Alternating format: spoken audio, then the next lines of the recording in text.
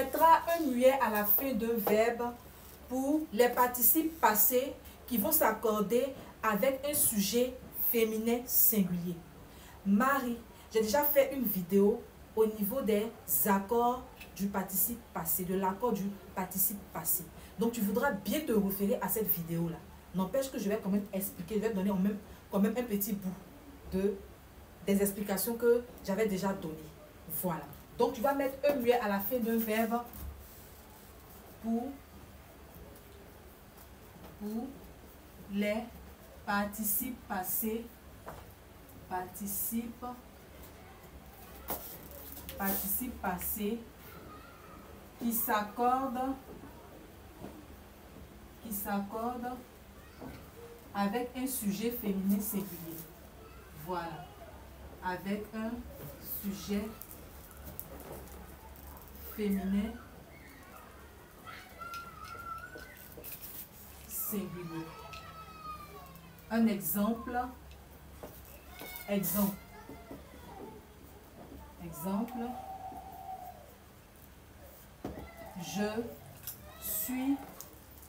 Je suis arrivée.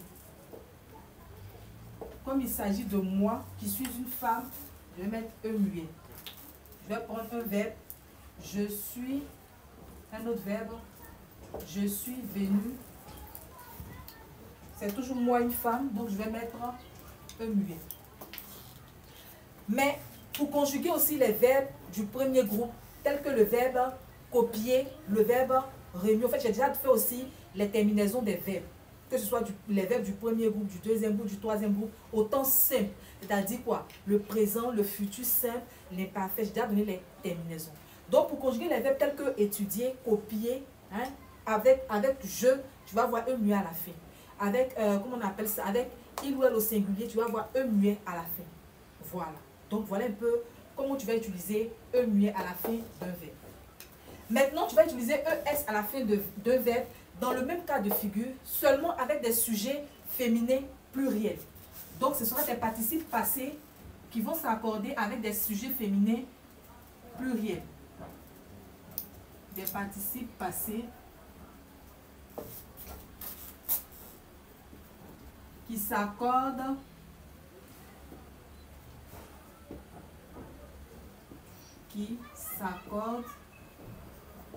avec des sujets féminins pluriels. Des sujets féminins pluriels. Toujours, on va garder les mêmes participes passés. Mais cette fois-ci, ce sont les sujets qui vont changer. Ça va donner elles sont venues avec ES à la fin. Elles sont arrivées toujours avec E muet S. Maintenant, le troisième cas de figure, à quel moment on met ER à la fin d'un verbe? Tu vas mettre ER à la fin d'un verbe lorsque tu pourras le remplacer par un autre verbe du deuxième ou du troisième groupe à l'infinitif. Tu pourras le remplacer par un autre verbe du deuxième ou du troisième groupe à l'infinitif. Un exemple pour pouvoir comprendre tout ça. Mais n'empêche que je dois noter ER à la fin d'un verbe lorsqu'il peut être remplacé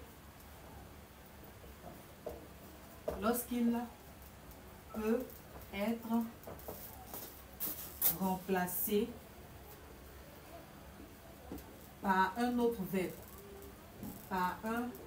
verbe. Du deuxième ou du troisième groupe. Du deuxième ou du troisième groupe à l'infinitif.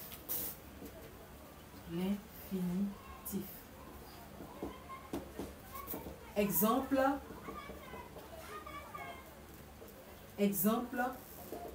je veux parler. Voilà. Est-ce qu'on va mettre ER à la fin? On peut remplacer parler On va prendre le verbe du deuxième groupe, finir. On peut dire je veux finir. On voit que ça sonne bien. Un verbe du troisième groupe, je veux prendre.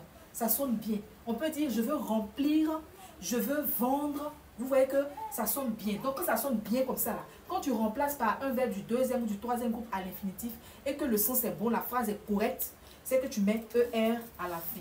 Donc le parler ici, on va mettre ER.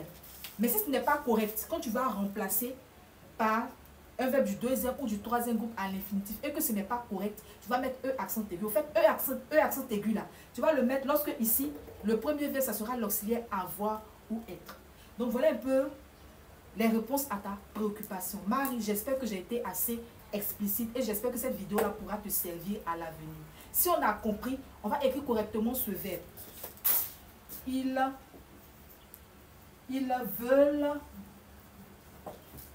veulent forcément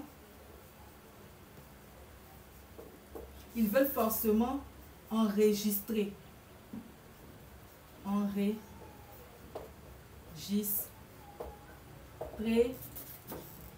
Mes vidéos. Voilà. Ils veulent forcément enregistrer. Qu'est-ce qu'on va mettre à la fin? SE muet, S ou bien SER? J'attends la réponse dans les commentaires.